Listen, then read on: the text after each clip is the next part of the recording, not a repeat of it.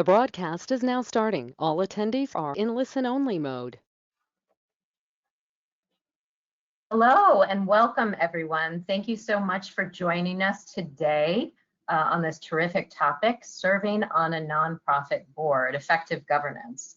My name is Ashley Mabbitt and I am Senior Society Partnership Manager here at Wiley.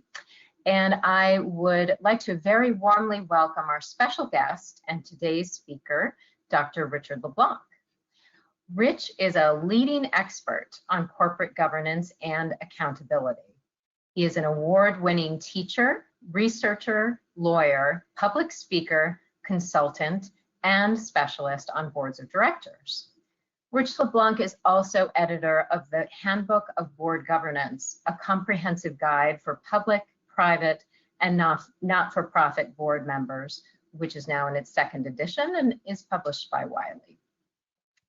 I would also like to introduce my colleague Maria Sucher, who will be facilitating our Q&A today.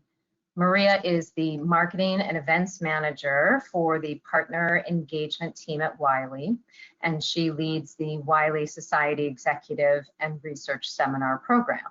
So thank you for joining us as well, Maria. So I will now hand over to our speaker, Rich Leblanc. Rich, welcome, and please take it away. Great. Thanks very much, Ashley, for the very warm introduction, and to Maria as well. I am thrilled to be here. I thought I would speak to you about not-for-profit governance. Many of you in the audience are on not-for-profit boards, or you are CEOs or executive directors of not-for-profit boards. So we'll talk about various topics for the next 35 minutes, 40 minutes, and then we'll open it up for questions. By all means, if you have any questions, please text them into the chat box and we'll answer as many as we can at the end. So maybe I'll make a few comments about how I've split up the topics.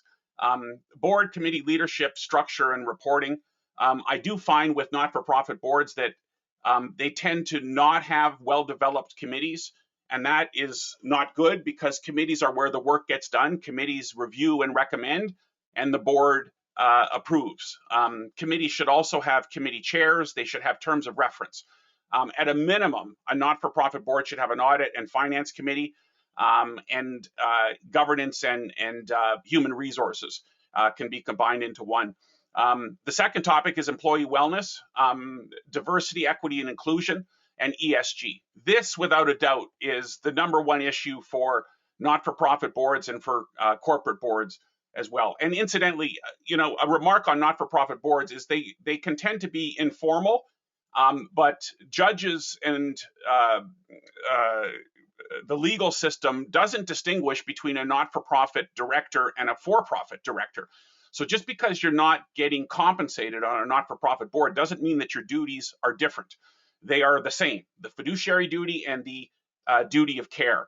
And on the issue of employee wellness, some fiduciary duties are changing to have regard for employee wellness. We know, for example, that in COVID, there is anxiety, there's stress, there's evidence of mental health issues, of substance abuse, even of radicalization.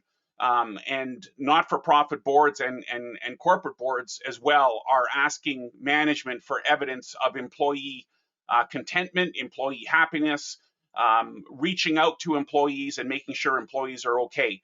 So the fiduciary duty is broadening for not-for-profit directors to include stakeholders, including employees, retirees, pensioners, local communities, suppliers, and customers. And I'll make some more in-depth remarks about diversity, equity, and inclusion and ESG a little later in the presentation. I'll talk about virtual meetings and service delivery. We are not going back to exclusively in person. I think at this point you can probably talk about the endemic, which is when the pandemic ends, but boards, the evidence is that they're not going to go back to exclusively in person. Virtual delivery will be part of every board's way of communicating and not-for-profit communications with members and stakeholders as well. So virtual meetings are here to stay. They're not going to be exclusively virtual. It'll be a hybrid, similar to working from home. there will be very few companies that will be 5 days in the office, 9 to 5. So what COVID has shown is that it is possible to be productive and to be engaged, with some work days being virtual work from home work days as well. I also want to talk about the revenue and non-financial oversight.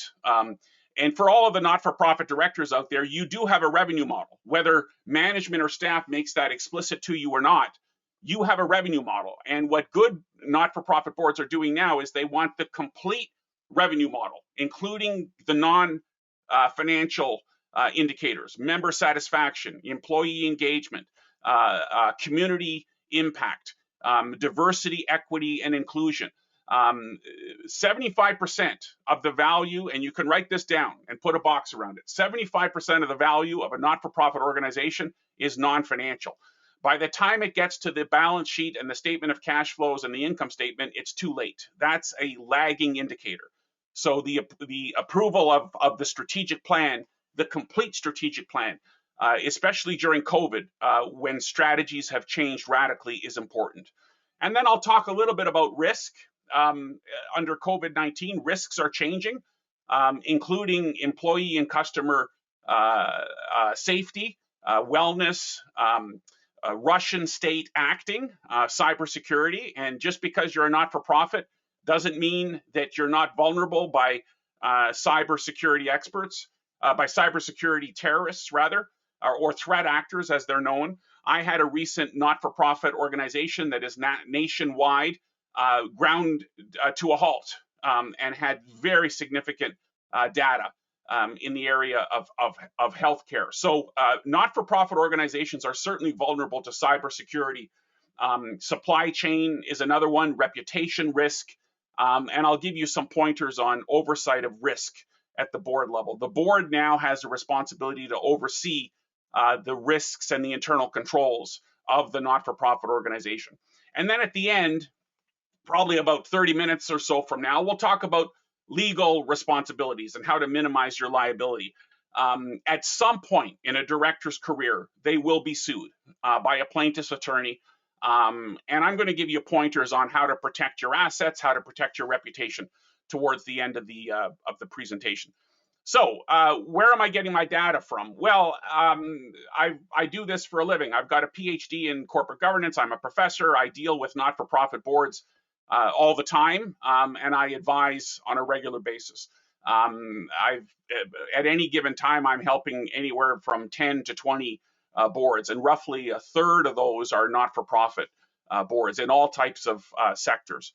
I also took a look at the survey results that some of the society members have sent through to Wiley, and as it turns out, I'm not surprised that the touch points for people on the call are very similar to the touch points for not-for-profit organizations, including member value, member acquisition, diversity, COVID-19 impact, wellness, virtual meetings, and also the focus on revenue.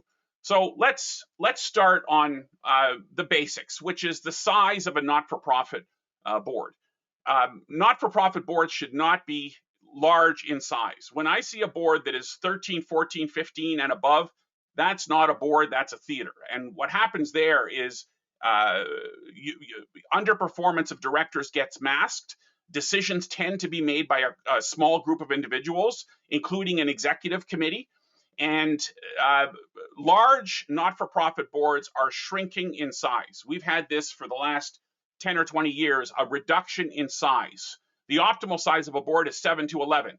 Now, not-for-profit boards will tell me we have many stakeholders, we have to have representation, and I understand those arguments and I'm sympathetic to them to a point. I think once you're in the low double digits, you're becoming too large. Watch also for executive committees. That's a trick by staff to dominate a board. Committees, you don't need an executive committee. The purpose for an executive committee is when the board can't meet. So this is a legacy issue because boards can always meet, especially virtually. You can always, turn on your computer and have a meeting. So there really isn't a need for executive committees. The primary committees of a board should be the Audit and Finance Committee, number one. Number two, the Human Resources Committee. Number three, the governance and nominating committee. And they should be led by independent board and committee chairs. Staff should never, and if there's staff on the call, they're going to be upset at this, but that's fine. Staff should never sit on committees. It is okay for an executive director of the not-for-profit organization to sit on the board. Some executive directors do not, some do. Most of them do, but they certainly should not be sitting on individual committees. The 4 roles of a board and committee chair is to set the agenda. The staff and management do not establish the agenda. The board and committee chairs do. Number 1, set the agenda. Number 2, establish the information flow. I'm now seeing packages that are 1,500 pages being brought to not-for-profit boards, and they cannot digest that because it's not, in a way, the format, the information flow is under the responsibility of the board and committee chair, how that information gets presented to the board. Number 3 is to run the meeting, and it's different in a virtual environment. And number 4 is coaching and developing. And I have here what chairs hate to do the most, which is coach and develop. And this is in particular the dysfunctional director. I usually ask directors, and I'm not going to do it here, I usually ask directors, put up your hand if there's a jerk on your board. And about 90% of the hands go up. And to the 10% of the hands that don't go up, I say, guess what? If you don't know who the jerk is, then you're the jerk. In other words, there's always on every board I work with one individual who's not quite right. And that person can absolutely wreck a board dynamic. So, and this is advice to the chairs in the audience, is it's not going to go away. You have to coach and develop this person. And some people are irredeemable. They might not be coachable. And in which case, then you have to take positive steps, a letter of reprimand, further steps to remove them from the board. Don't wait for a director to term out that is dysfunctional. Think also, and I'll mention this before we go to the next slide, think also about term limits.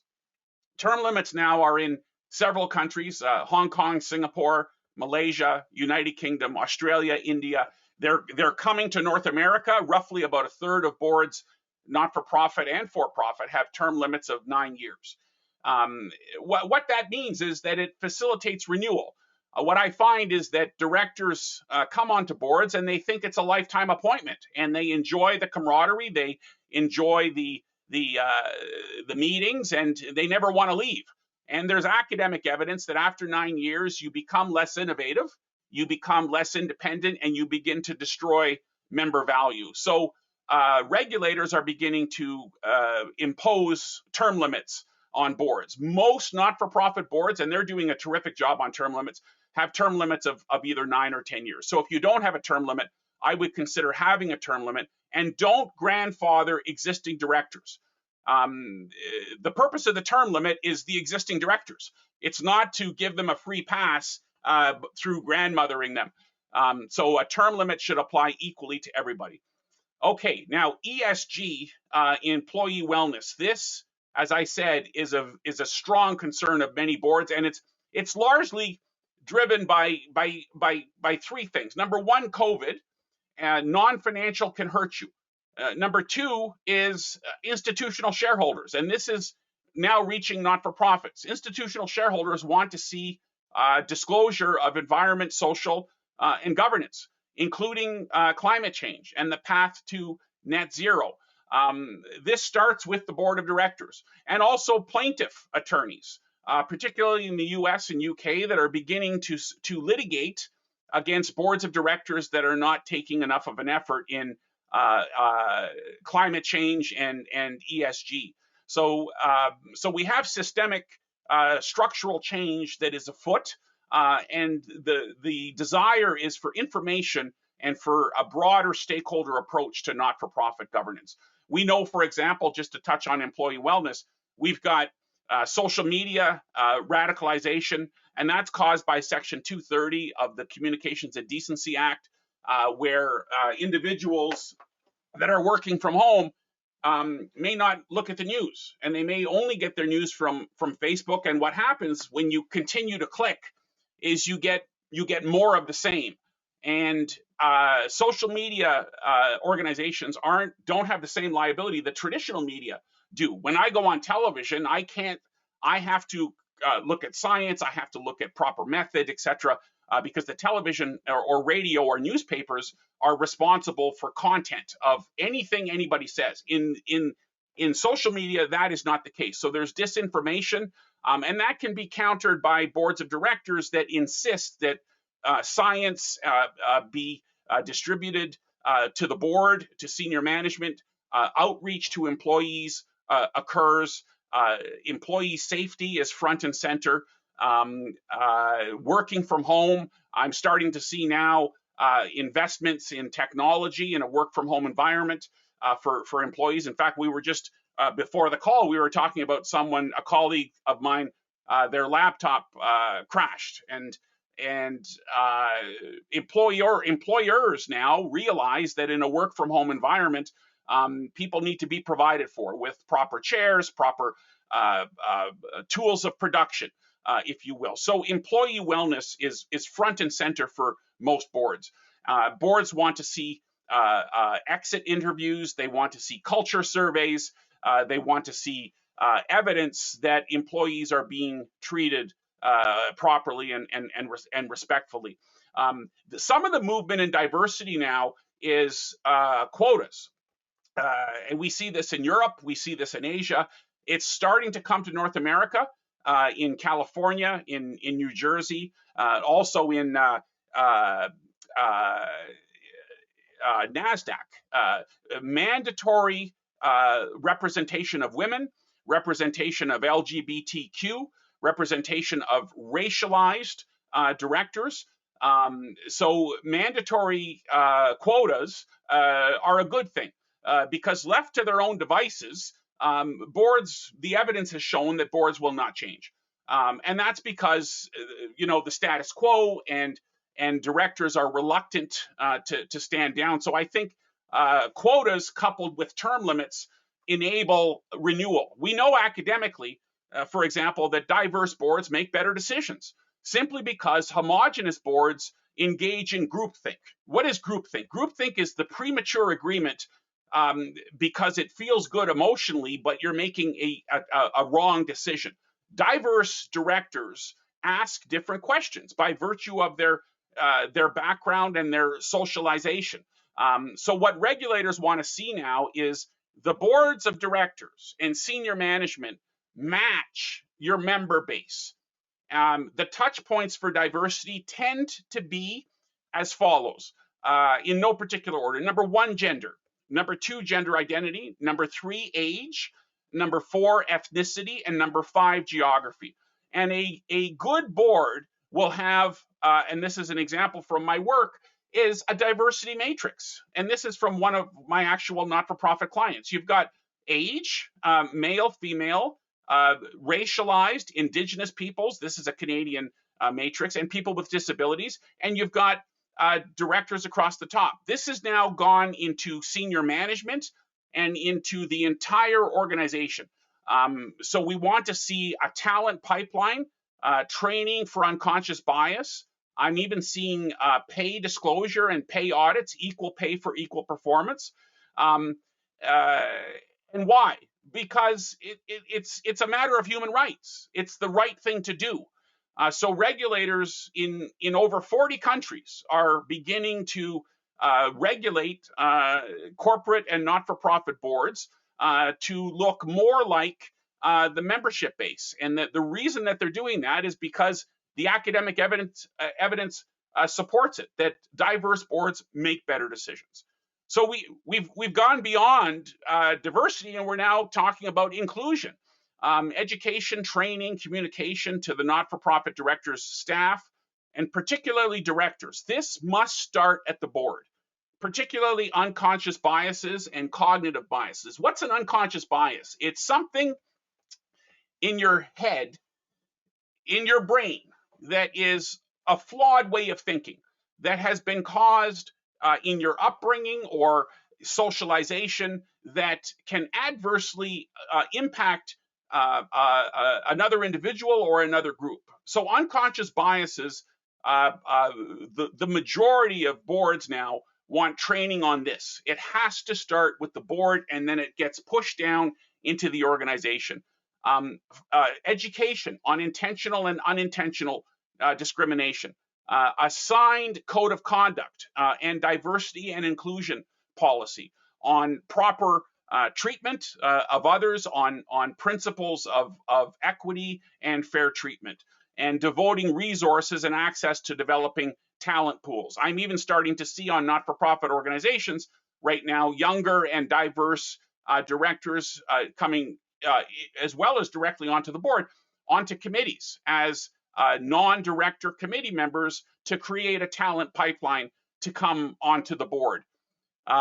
Further diversity practices is integrating diversity and inclusion within hiring, incentive, compensation, and termination procedures, racial audits, pay equity audits, tracking of information on a confidential basis, auditing, looking for equitable promotion and pay criteria. Non-retaliation and investigation when something does happen, having and this is important, having a whistleblowing procedure if someone believes that they're being discriminated against, or there's wrongdoing, or there's harassment. They should be able to reach the board of directors in an anonymous, protected, remedied way. Let me say that one more time. A whistleblowing procedure for your not-for-profit organization, so that if an employee or other stakeholder feels mistreated or discriminated against, there is a mechanism for them to reach around management and staff into the board of directors anonymously and not retaliated against, so that the board gets notice that this might be an issue. And I'm even starting to see now external bodies that will receive the complaint and then report directly to the board.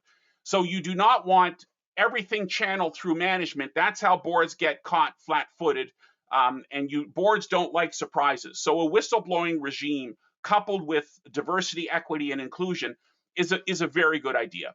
Having experienced diversity and inclusion officers as part of the C-suite, privacy, due process, networking to diverse talent pools, having a crisis response plan for a code of conduct allegation that reaches the media, an adverse media response plan, as an example, reporting to the board by staff on key metrics such as staff turnover, linked to diversity, pay equity and staff roles, and diversity criteria as well. This needs to be diversity and equity and inclusion and belonging needs to be part of your strategic plan. And it needs to be a separate value driver in your strategic plan. And it needs to be linked to incentive compensation of staff. A little broader now is ESG. And what is ESG? It's environment, social, and governance. And I've given you examples of various components of that. I guarantee you, your not-for-profit board has ESG. Now, what gets measured and how it gets measured is a function of your board. But have the discussion. Have the discussion about what in E, S, and G we should be prioritizing as a not-for-profit organization. This starts with the board of directors. We now have enormous change when it comes to climate and COVID and exogenous events that can cause enormous damage. So start talking about the plan to net zero in your not-for-profit organization. The longer you wait, the greater the likelihood is it won't get done, or you might, and this is not to frighten anybody, but there are litigant lawyers. I'm an expert witness frequently, and there are litigant plaintiffs' attorneys that will begin to sue boards that are dragging their feet, particularly if you're a large not-for-profit or even if you're a small one. You have to start somewhere. And don't think that climate change is not afoot. It absolutely is afoot. Talk with staff about GRI, Global Reporting Initiative, SASB, the Task Force on Climate-Related Financial Disclosure. These standards are maturing. Well, they are mature. 5 years ago, if you asked me, I would say they're not mature. They are mature now. So whatever industry or sector your not-for-profit organization happens to be in, go to the standards and find out how to report against best practices. There's significant interest in pension and investor and member interests. And I've read your member surveys. This is a hot topic for your members. So begin to measure and then disclose. And then once you do that, you can link it to compensation, to staff compensation or any incentive compensation. What I see a lot of is immature progress here. And it's not that it doesn't exist. It absolutely is existing, but it doesn't get measured. And if it doesn't get measured, it doesn't get managed. If it doesn't get managed, that is the board's fault. The buck stops with the board. So have an in-camera session. What do I mean by that? In Canada, we call it in-camera. In the United States, for my American friends, we call it executive sessions. Every not-for-profit board should have a session at your board meeting where staff and management leave the room. Let me say that one more time, and I'm going to put emphasis on it. It's the number one thing not-for-profit directors have told me contributes to good not-for-profit governance, is this concept of a separate session. That means the executive director, all staff leave the room. You could have it at the beginning of the meeting, at the end of the meeting. Some good not-for-profit boards, they have it twice. They have it at the beginning and they have it at the end. Have a separate meeting before your formal meeting starts to talk about whatever is on people's minds. And the best practice for in-camera session is no agenda, no notes, no minutes, no decisions, no leaks. No agenda, no notes, no minutes, no decision, and no leaks. It is a safety valve for independent directors to have a discussion. And that's been on the books in many jurisdictions for over 20 years. It is incredibly valuable. So starting ESG starts with an in-camera session. Banking and insurance companies are beginning to be regulated. They will not loan money to not-for-profit organizations or to for-profit organizations without assurance of a plan to net zero. So there's significant regulation and interest now in climate and ESG that was not there even a year ago. Okay, I'm going to pivot now to virtual service delivery and virtual meetings, including with boards of directors. And I've got a picture here of, I also teach governance at Harvard University. I've got a picture here of a professor at Harvard during COVID to give you an idea of where things are moving. Things are moving. We're not going to go back to exclusively in person. And for my academic colleagues on the call, the movement is HYFX, H-Y-F-X, which means you're teaching and you've got people all over the world. I've got people now during COVID that are in Europe, they're in Asia, they're in Africa, and I've also got people in class. So there are individuals that will want to learn and want to engage without having to come, in my case, to Toronto and having an apartment or hopping on a plane. So the future for boardrooms, for courtrooms, for meeting centers, for universities, for colleges is a blend of online learning and in-person learning. We're not going to go back to exclusively in-person. Virtual meetings will survive the pandemic. They're different when you're meeting virtually. Less is more. Have frequent breaks. It can be very fatiguing. In fact, I'm planning on ending probably in the next 10, 15 minutes, even to teach. And I know my professor colleagues will agree with me, to teach virtually is very different from teaching a live session. Proper technology by directors. And this includes your camera. Your camera should be a separate camera, a separate microphone, the use of a monitor, a chair, a meter away, proper lighting. All of these best practices now are part of being in a virtual environment. And I'm even seeing when I work with plaintiffs' attorneys, if you have a dark screen, the plaintiff attorney will ask for your records, your social media use, your cell phone use, and I do this as well. I always, during board meetings, I've seen directors that, and now it's easier for them because they're in front of their computer screen. Do not multitask, okay? Your duty of care, what's your duty of care? Is to act as a reasonably prudent person would act in similar circumstances. As soon as you divert your attention, you've breached your duty of care. And this is to the chairs and the audience. You've got to have tough discussions. And I can tell when I'm talking to a class or to a board and someone is not paying attention, I can tell right away by virtue of their eye movements. I don't see synchronicity between what I'm saying and their movements. So lead by example. That means cameras on, engagement, and frequent breaks. You cannot have a 4-hour Zoom meeting. Impossible.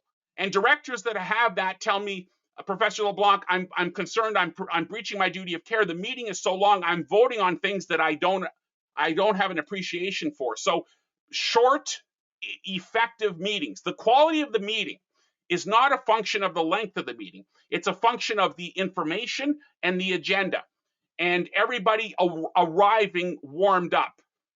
Checking in calls by board and committee chairs. As we come out of COVID, call your directors, call them, and don't use virtual. We seem to have gone from in-person to exclusively virtual. Pick up the phone and call. I'm now talking to the chair. Pick up the phone and check in every 2 or 3 months with each director. Dynamics during virtual meetings are very different, right? Someone can drone on and can really have, and I said earlier, there's always a jerk on a board. If there's a jerk on a board, it tends to be even more of a jerk in a virtual environment. So you've got to have rules of the road in terms of how many questions can be asked, the length of the question, the duration, the timing of the question, all that is important. And the job of a board of directors is to ask questions. And when people say there are no stupid questions, there are absolutely stupid questions. If your chair says to you, that's a good question, chances are it's a stupid question, right? A good question is a strategic question. It's not about things that are in the minutes or things that are in the materials. It's not a compliance question. It is a strategic question. So invest in technology. I'm starting to see now social elements in virtual meetings, including cooking, including meeting ahead of time. Don't open the meeting up on the hour. Open it up 10, 15 minutes before the hour so people can socialize and not talk about new business. Breakout groups before the formal meeting comes. So if I come to the meeting and I want to have a one-on-one with someone, I can go into the breakout group. So we are maturing here very quickly, but virtual is with us. Now I'm going to go to the second last topic, which is strategy. Strategy is important. Revenue model and non-financial oversight. Strategy has 8 components: values, vision, mission, strategic plan, business model, or in not-for-profit, it's revenue model, value drivers, or the directions or the pillars, whatever you use, key performance indicators, and risks, okay? All of those comprise a strategic plan, including, most importantly, is the revenue model, the value drivers, and the key performance indicators. As a board, you should not approve strategy unless you have all 8: values, vision, mission, strategic plan, revenue model, value drivers, key performance indicators, and risks. And keep in mind what I said earlier, 75% of the value of your organization is non-financial. So some of the non-financial that I'm seeing for not-for-profit is the following: data, 20%, digital, 20%, member satisfaction, 10 to 15 to 20%, employee engagement, 10%, community impact. These are part of your not-for-profit revenue stream. These should be part of your strategic plan, and they should be measured in a way that is smart, specific, measurable, achievable, realistic, and time-based. And to the executive directors on the call, this does not mean that the board is micromanaging. They're not. They don't want your job. It's tough enough to be who you are. This is oversight of strategy. KPI should be tied to incentive pay. Is it appropriate to incentivize staff of a not-for-profit organization? Absolutely, it is. But you can't do it if you don't measure the KPIs properly. So revenue model and non-financial oversight is very important. In fact, next to the selection, the number 1 job of the board is to hire, fire, and pay the CEO. The number 2 job is to approve the strategic plan. Okay, risk. I want to say a few things about risk, then we'll go to our final topic, which is how to keep yourself out of jail. legal mechanisms that will help you. So risk governance, I just want to say a few things here is risks are changing. We have privacy, ransomware attack, and this is all not for profit. Reputation, social media, succession risk, business model changes, ESG, the path to net zero, regulatory, all of these are changing. Now, the question I get from not-for-profit directors is, well, Professor Leblanc, how can we be held responsible for risk if we don't have control over operations? Well, here's how, is you should have a risk appetite framework. That's three things. Number one, staff should have all 10 or 12 risks for you. They should define those risks quantitatively and qualitatively. This is called the risk appetite framework. Don't worry about the word appetite. It's what are the risks? And that should be presented by staff to the board. Number two, what are the internal controls to mitigate each of those risks? Every risk can be controlled. Management does not like internal controls. They want freedom. Regulators are holding boards responsible. You should have a line of sight to the internal controls. So for each of those 10 risks, ransomware, for example, what are the internal controls? I can tell you there's 20 or 30 internal controls over ransomware. From personal and professional hygiene to working from home to desegmenting networks to the use of passwords, all of these mitigate cyber security risk. So what are the internal controls? That's number two. Number one, what are the risks? Number two, what are the internal controls for each risk? Number three is independent assurance that the controls are working. So that's how you, as a board, get comfort that you're overseeing risk appropriately. Number one, what are the risks for this organization? Number two, what are the internal controls for each risk? And number three, independent assurance that the controls are working. The only people inside an organization that can give a board independent assurance is three people: the risk function, the compliance function, or the internal audit function. Now, you can tell me we're a small not-for-profit, we don't have these functions. Start somewhere. Start with a compliance function or a risk function. If you're over 300 employees, you probably should have an internal audit function as well. Risk, compliance, and internal audit will report around management to the board on the status of the internal controls. So that is mature risk governance. And if you don't have that, it's okay. Governance and risk governance is baby steps. This takes sometimes years, but start the process.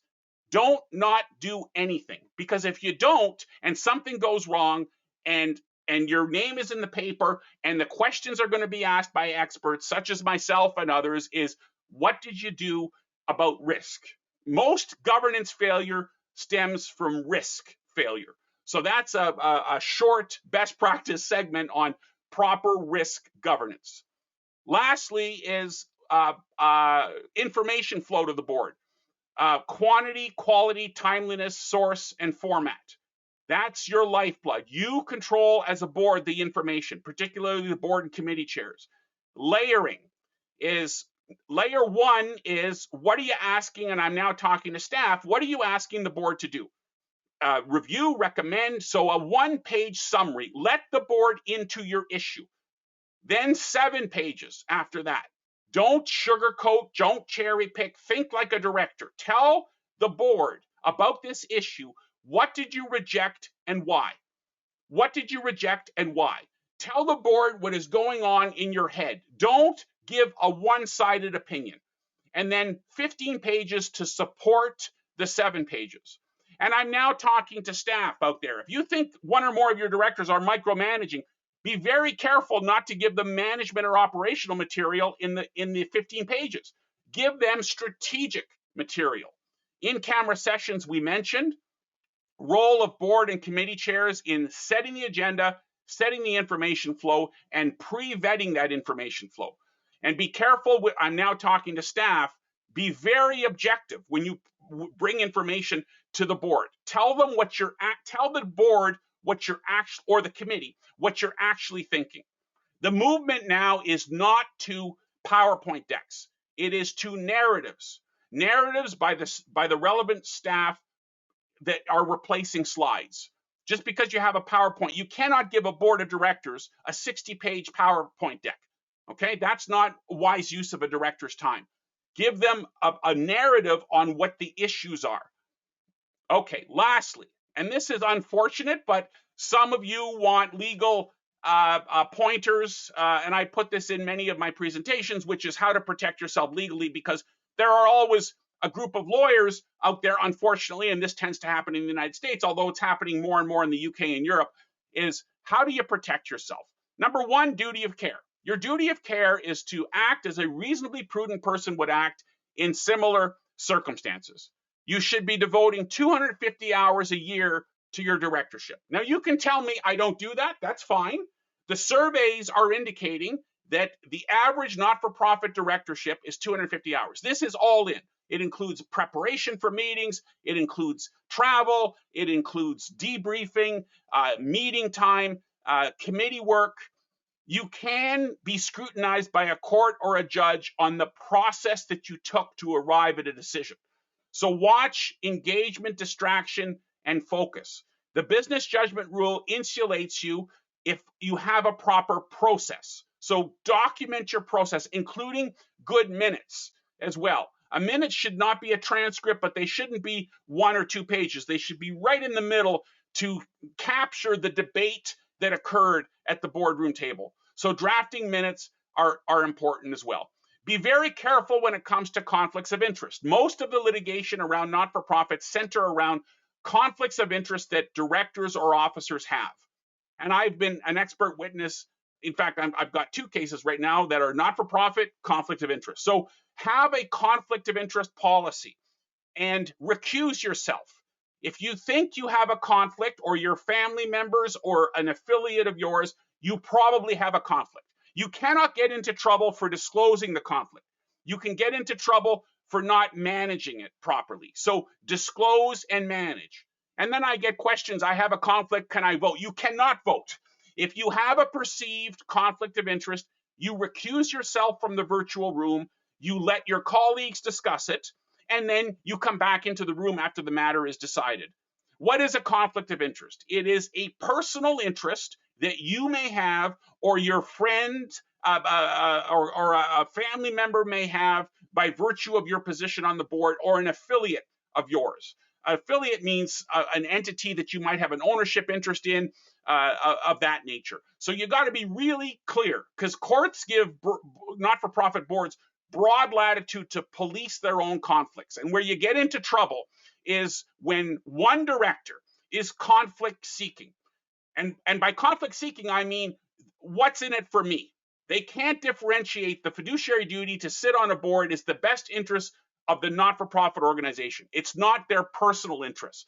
That type of director is dangerous, because they just don't think like a normal director, which is, I have to leave my affairs outside of this boardroom.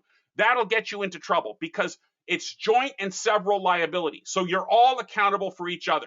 So have a good conflict of interest policy. 1 or 2 more slides, and then we'll open it up for questions. Have a conflict of interest policy that is robust. The standard is objective. No one cares what you think as a director, whether you're conflicted or not. I mean, people do care, but the test is, what does a reasonable person think? How does this look externally? Complete your disclosure of your affairs that could come into conflict with the organization once a year, and send that to the audit committee. Declare the conflict and recuse yourself. Whistleblowing if a conflict is not declared. I'm seeing that more and more now. And then lastly is, these are things you should pay attention to. Director and officer insurance. What will happen to us, to the board, and to the organization if something goes wrong? What's the worst thing that can happen? Death, property destruction, and how are we as a board protected? How is the entity protected? That should be reviewed once a year. Very important. Get training on financial literacy. And I'm now talking, and I use myself as an example. I took an MBA 25 years ago. I'm not financially literate. I mean, I'm an expert in governance. I'm a lawyer, but I'm not I don't belong on an audit committee. So if you're on a board of directors, acquire financial literacy. 20 or 30 hours of study on basic a balance sheet, a statement of cash flows, and income statement. This can all be trainable. Financial literacy is trainable, and it's the language of business. Prepare and ask effective questions. A good question is a strategic question. Have in-camera sessions without staff present. Very important. Use board committees to review and recommend. The only group that makes the decision is the board. Committees are where the work gets done. They review and recommend. Never approve what you do not understand as a director.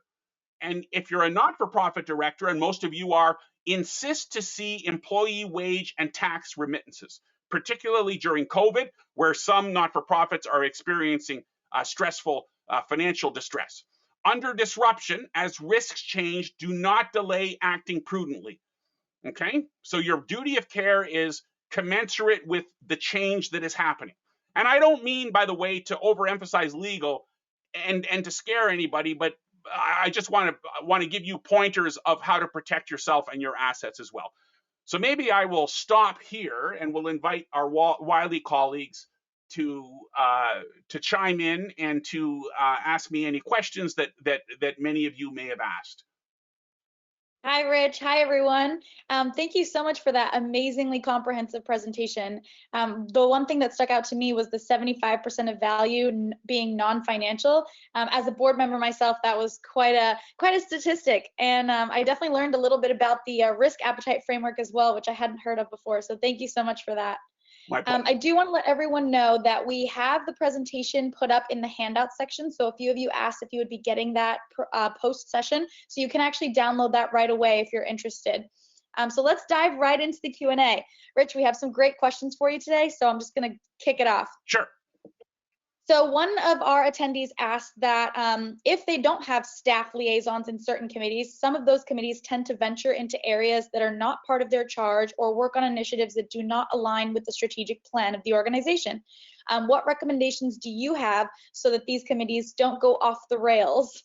If you have a rogue committee, they are a function of the board. So they should all committees should have terms of reference. They should have a chair that reports to the board on the progress of the committee, and the terms of reference of the committee are approved by the board. So if you have a committee that goes off the rails, the board chair should step in and either disestablish the committee or with the consent of the board, or revise their terms of reference. The governance committee should take a look at the committee structure every year. And if you have committees, and what happens when you create a committee is it takes on a life of its own, and it never gets disestablished. So an ad hoc committee should have a sunset clause to prevent that committee from getting ahead of itself. So committees are an organism of the board, and the governance committee should have responsibility for any committee that gets ahead of itself or exceeds its remit. Maria, good question. Amazing. And we do have a follow-up question to this, as what's the rationale for having staff not present in these situations? I bet you a staff member asked me that. It's not particular to the staff. It doesn't mean, let me be a little humorous, it doesn't mean we don't love you. It doesn't mean we don't trust you. It doesn't mean we don't have confidence in you. This is a best practice. And I had one CEO of a not-for-profit organization 2 weeks ago said, Professor Leblanc, I'm strongly opposed to leaving the room. And I've had to, put my arm around people's shoulders to get them out of the room to promote best practices. The rationale is it's a mature executive director of a not-for-profit will understand this is a best practice. It doesn't mean that they don't have confidence in me. I'm exhibiting mature confidence by letting the board have a discussion. That's all it is. Now, a controlling CEO, Maria, the last thing they want to do is leave the boardroom because they lose control. So to the person, I was being facetious, it could be staff, it could be a director. The rationale for it is simply a safety valve. That's all it is for the executive session or in-camera session, depending on what you call it. Great, thank you so much. We're going to switch gears a bit and talk a little bit about exit interviews. Is it appropriate for the board to see these interviews? And is there a conflict of interest when these are considered private as part of a personnel file? Okay, so you can redact the information First of all, the board has access to any information. Okay, so if the board instructs you that we want to see the identity of the person, I don't think they should, but some boards have. We don't want redaction. We want to see the actual exit interview and we want to see the raw data. They're entitled to it. So you cannot weaponize privacy against a board. That will upset a board. A board is entitled to any piece of information, to access to any email, access to any personnel, access to any document in order to fulfill its job. Same with committees. So the exit interviews it's what boards want to see is not a summary by management, but they want to see some raw data to know why people are leaving. If people are leaving because of toxicity or a bad climate or sexual misconduct issues or potential fraud, right? This will be revealed in the exit interviews. Don't not conduct exit interviews. And if the board wants to see it, if you're staff, you can offer to summarize, but I've seen summary charts that are very sanitized. Boards may want to see a little bit of raw data, redacted as appropriate, to be able to monitor retention and succession risk, and also tone inside the company. That's why they ask for exit interviews, Maria. Yeah, and I mean, I think one of the things about exit interviews that's so valuable is something that you mentioned, right? If there's something going wrong, those individuals need to know it, right? Yes. So we do a follow-up to this one as well. Does that mean that board members are entitled to see staff personnel files? And if so, how do you reconcile state laws about privacy when it comes to those records? Yeah, I think that sounds like it's an American question. You probably have. No, I mean privacy is even more pronounced in Europe, but you probably have the general counsel who will advise on how to appropriately redact or position a request by a board of directors. And I'm now talking to the directors in the audience. Escalate your concern. Don't ask for the kitchen sink in the first instance. Where there is smoke, there is fire. Okay, so ask for something a little more generic and then take a look at it. If you don't see any red flags, then there's no need to press further. It can absolutely drive a management team crazy when you're asking for all kinds of things that are operational in nature that when there's no reason for asking for them objectively. So I'm now talking to the directors, position your ask appropriately and reasonably when it comes to asking for non-routine information. That was a great answer. Sorry. It was a great question. Great answer. I love it. Better as the questions get better. So ask me tough questions. Sorry, Maria, go ahead. Amazing. No, this is perfect. So we do have another question actually on the conflict of interest that you mentioned, but a little bit differently than you posed it, I think. So this individual works in an organization where a lot of the board members serve on similar organizations, but outside of this particular board. And a lot of the things that are discussed and the strategies that are put in place on board A are being taken to these outside boards.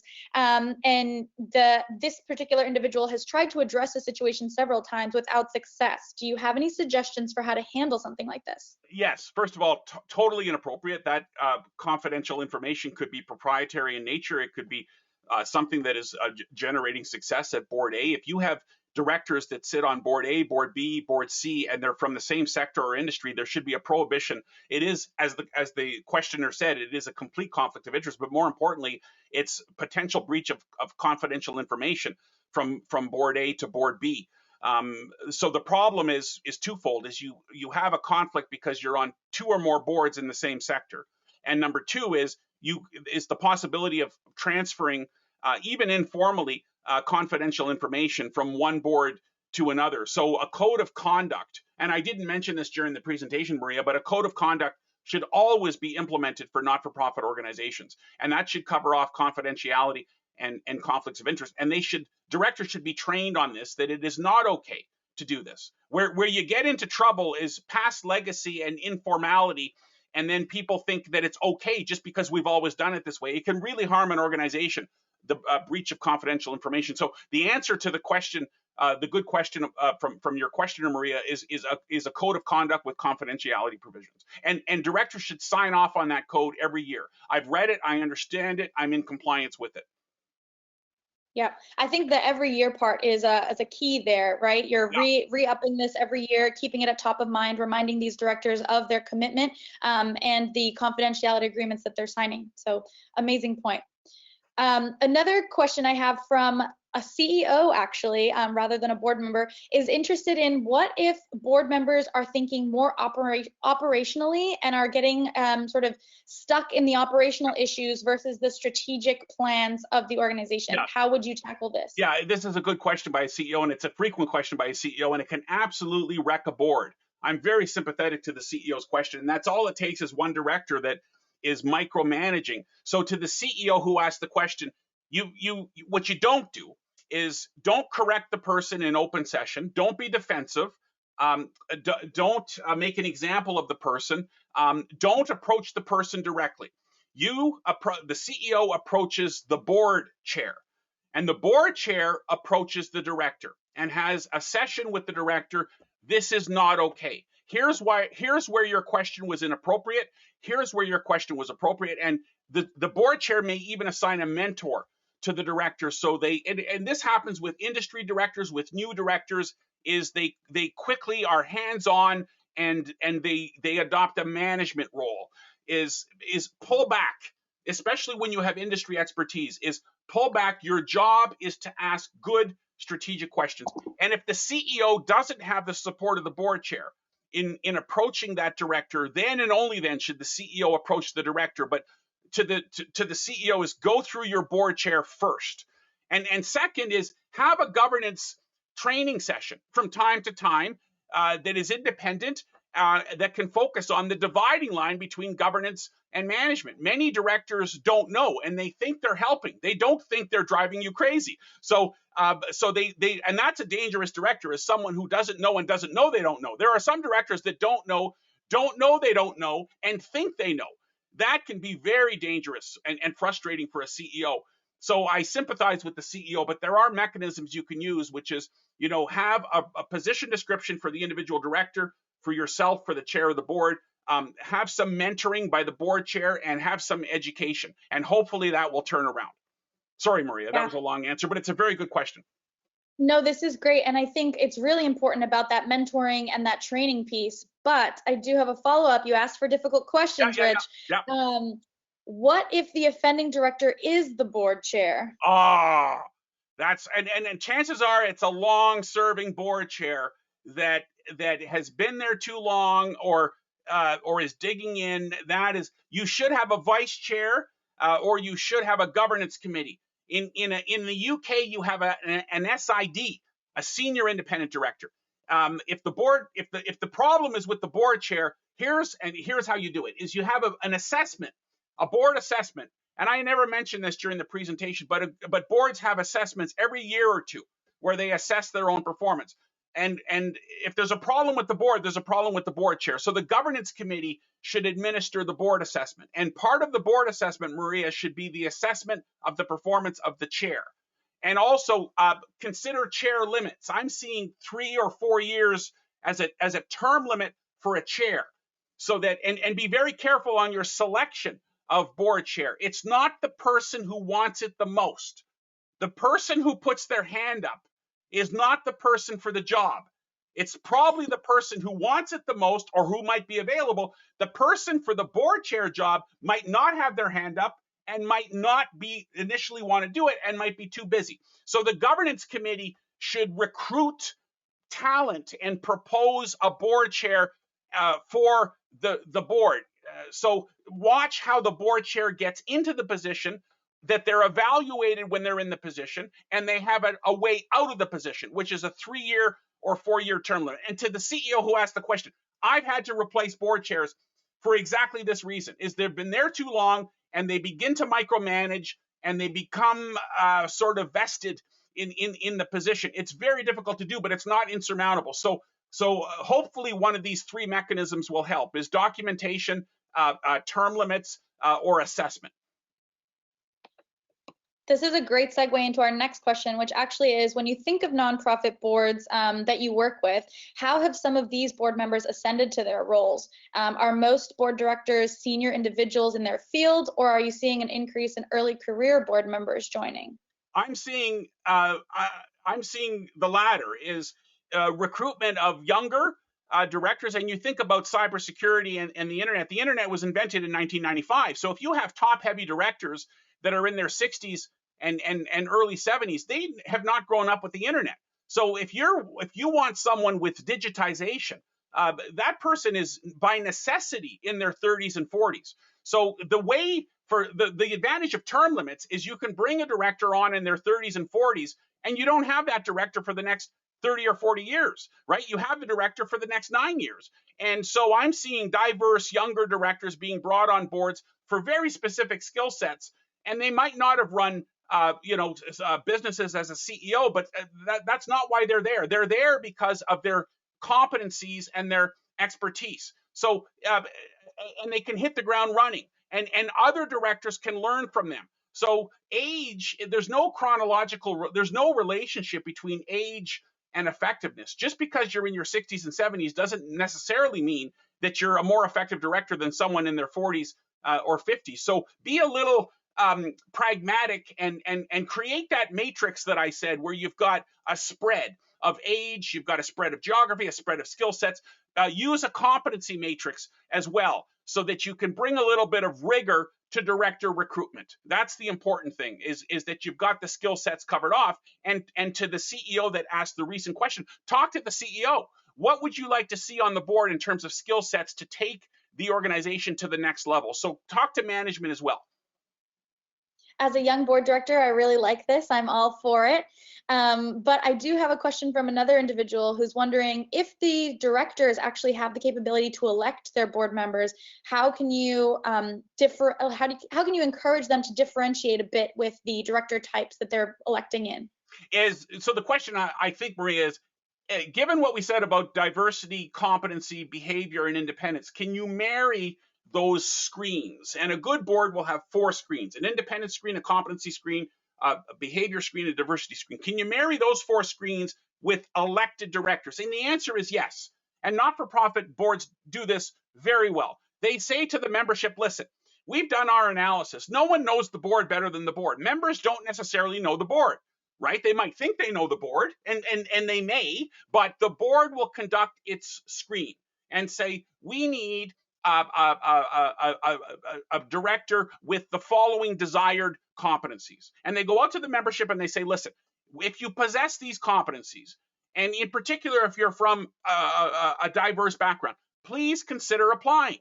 And then they apply for the position. And I tell directors, your responsibility is to replace yourself once or twice. You're always looking for a new director. So there is a way to marry best governance practices with elected directors. And you send electronic notes, you send reach outs, you use industry associations, and you say, listen, here's the attributes and the competencies and the diversity we would want in our next 2 or 3 directors.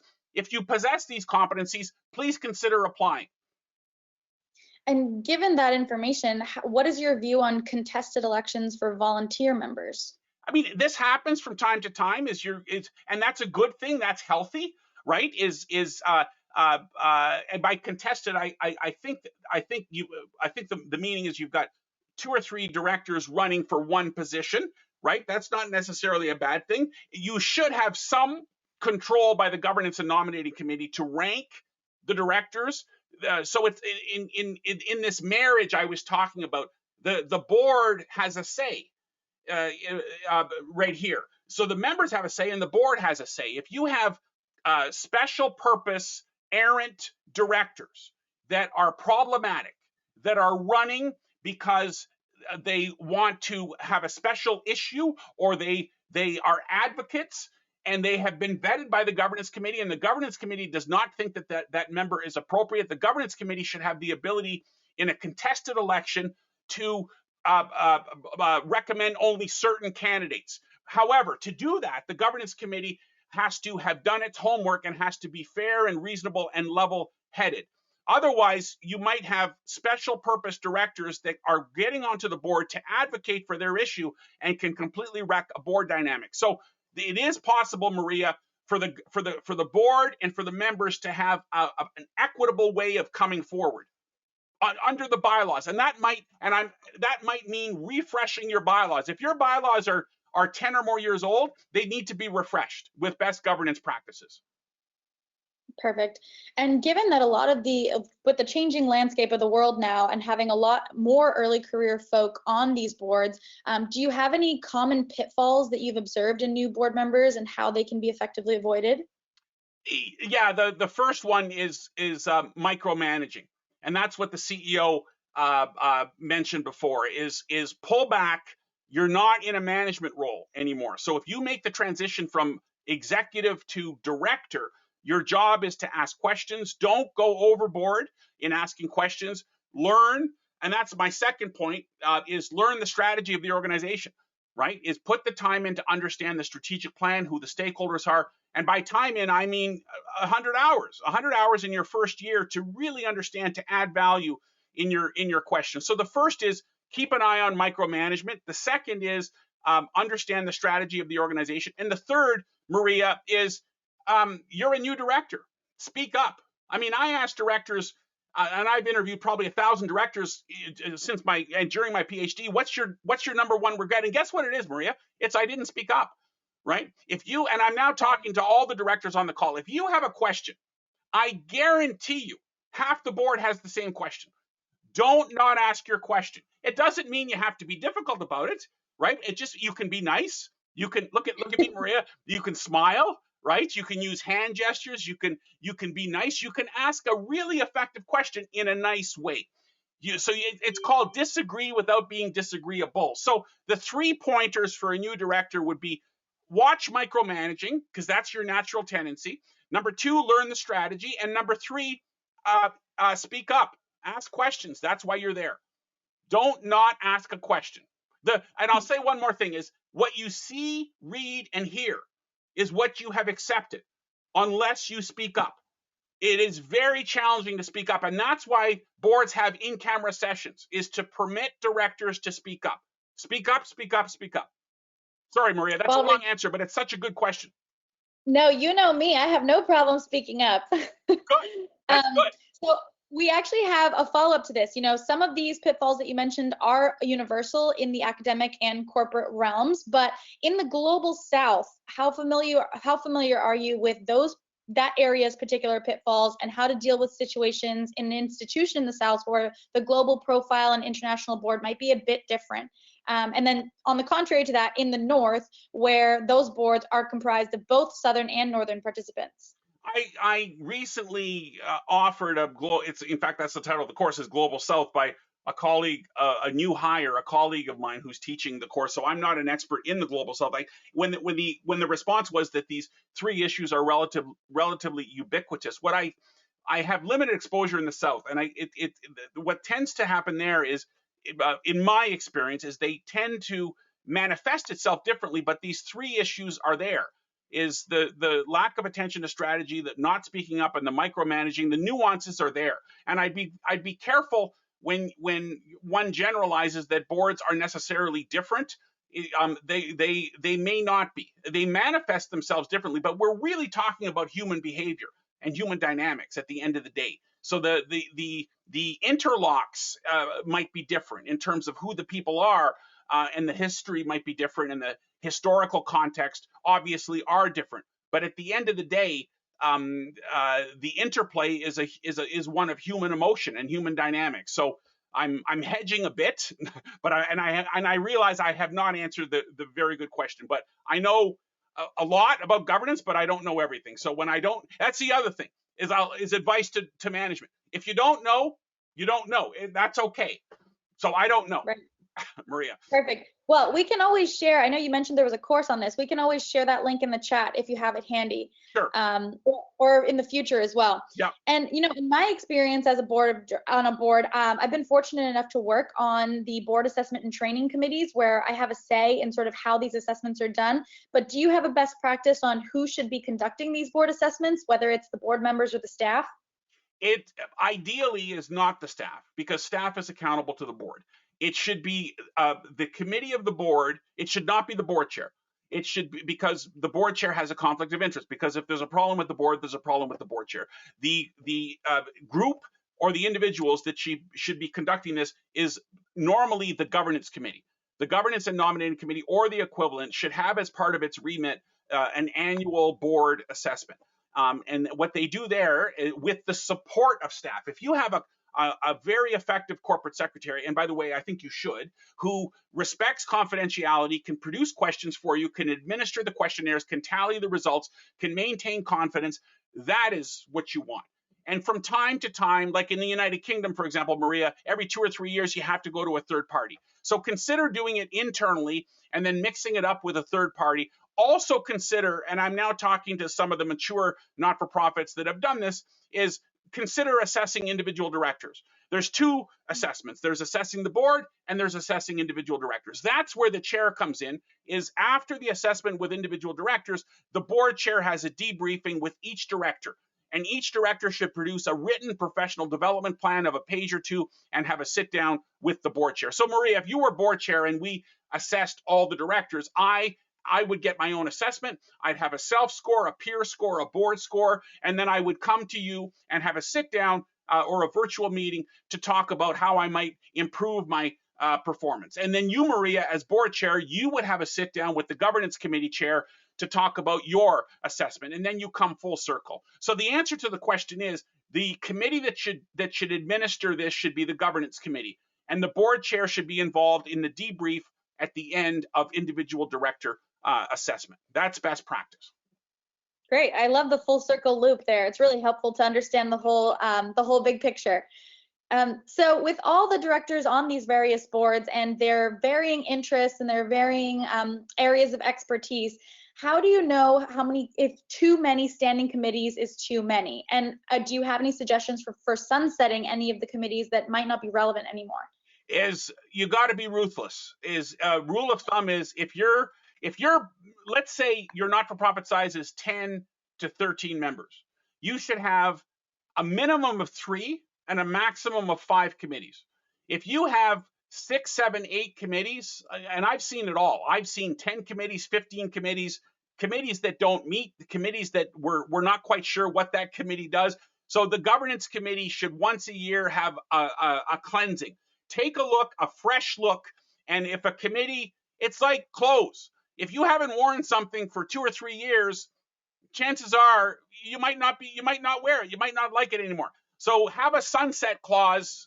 I don't mean to be using clothes, but I use it as an example. Have a sunset clause. If a committee is no longer fulfilling its purpose, and don't take it personally, right? You've got to be ruthless about this. You might have to have a strategy committee or an information technology committee or a digitization committee. Your committee structure should match your strategy and your risks. And you can be creative, right? You can combine committees. You might have, for example, a governance and risk committee. Risk doesn't necessarily need to go with audit. You might have a human resources and a governance committee. This is not a science. What's more important than the structure is that the responsibilities get done. So not too few, not 2 or 3 committees, not 2 committees, not too many, not 4 or 5 or 6. Have, if your board size is 7 to 11, have 3 committees, right? So anywhere between 3 and 4 and possibly 5 is what I see 95% of the time, Maria. Okay, perfect. This is great to know. I think we have time for a couple more questions. Sure. So I'm going to hit you with a few more and then we'll close out here. Okay. So switching gears, for many nonprofits, publishers and other technology partners can manage and influence a large portion of the nonprofit's revenue. Can you share your vision for or examples of successful interactions between board members and these organizations, the primary vendors or partners? Yeah, if you're on a board and you're talking about digitization, and by the way, that should be on every board's radar screen. And I did one recently, and the data, digital was 20% of their business model. Digital was 20%. Data was 25%. 45% of the business model of this not-for-profit, Maria, was data and digital. So the world is changing. And if you have digital directors that have digital expertise and have knowledge and have access to platforms, including Wiley's platform or other platforms and can facilitate an introduction, can be an ambassador, can you don't want to reinvent the wheel, the digital wheel, if you've got a proven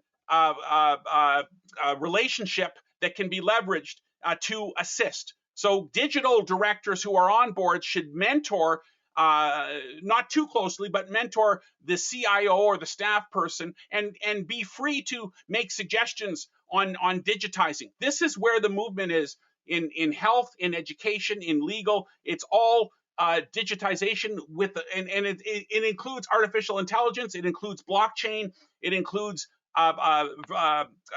virtual, augmented reality. This is the future. So boards need to be thinking up and out, not the here and now. So even I've seen futurists, Maria, they come into not-for-profit boardrooms and they say, here's how the industry will change in the next 5 or 10 years. So think creatively as a board and don't get stuck in the here and now. Think up and out and leverage your relationships that you have to assist staff. Thanks, Maria. That's a good question. Perfect. I'm going to hit us with our last question before we close out. So we have a CEO wondering how to release non-aggregated salary information without inviting the board to dig deeper into the operations of the institution, and also without angering any of the employees or staff members involved. Is use, and I get that question frequently now, is use bans. Don't identify anybody. And to the CEO, the reason that the board is asking for pay structure, it used to be the board had one employee, Maria, is I hire, fire, and pay the CEO, and the CEO's salary is all that the board is concerned with. Now, boards are a little more concerned with deeper, it's called risk-adjusted compensation. Are people being paid or incentivized inappropriately in the workplace? That's what the board wants to know. So you don't, and this is to the CEO, it's not that the pay is being micromanaged. That's your decision. It's that the risks by incentive pay are under control. That's really what the board is asking. So there's no necessity to identify everybody and what their pay structure is. That is inappropriate because that could violate privacy concerns, and even for for-profit companies, it's only the 5 named executive officers. So you shouldn't be naming people. You should be doing it by strata or by bands that preserves your prerogative as a CEO. And say that I recommended that to the board. If you need some cover, I'm happy to put the X on my back because that's best practice. Great. Amazing. And you've shared so many best practices with us today, and a glimpse into your book, and as well as some of the courses that you're involved in. How can our attendees on this call stay involved with what you're working on, maybe get a copy of your book or take a course that you're teaching in the near future? Well, I apologize for not stopping the slide share. I just don't know how to do it. So I didn't want to end this call, so I just left it as it is. They can always email me, or they can contact me through Wiley, and I'm maybe that's better, is contact me directly through yourself or through Wiley, and I'm happy to provide any collateral or any assistance or any links that any member might have. I'd be more than delighted to do that. Okay, perfect. Well, thank you so much, Rich. I'm going to bring Ashley back on now to close out the session, but just as a reminder to everyone, again, you can receive the full presentation in the handout section to the right of your panel today. So thank you very much again, and I'll turn it back over to Ashley. Fantastic. Thank you so much, Maria. Thank you, Maria. And thanks for facilitating such a lively Q&A. And thank you, Rich, for an absolutely terrific presentation. So much great information. Really, really grateful. Yeah, so glad to have you. And thanks to everybody who joined today for the webinar. And please look out for a link that we'll be sending you to a recording of today's webinar. You'll be receiving that by email. And you'll also receive a link to complete a short survey. And we will be super grateful for your feedback. We really would like to do more events like this. And we want to make sure that we're covering the topics that are most important to you. So without your feedback, we don't know what's important to you. So please do tell us. And so thanks to everyone for joining. Thank you very much, Maria and Rich. And have a wonderful day, everyone. Thank you. Thanks, everybody. Thank you, Wiley. Thank you, Rich. It was a pleasure. Thank you. Thanks, Ashley. Thanks, Ashley.